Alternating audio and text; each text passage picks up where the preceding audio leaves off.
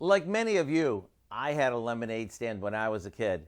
And for a nickel, you could get a big cup of ice cold lemonade.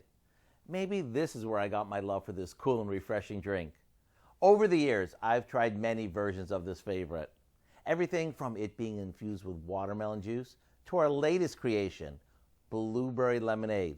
If that sounds good to you, wait until you try this.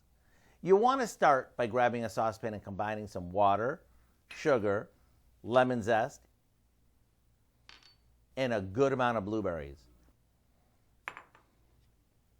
After we bring this to a boil, we let it simmer until the blueberries burst open and they flavor the water.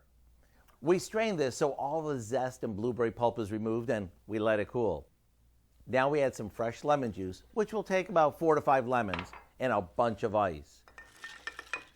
When you're ready to serve this, add some sparkling water to make it extra special.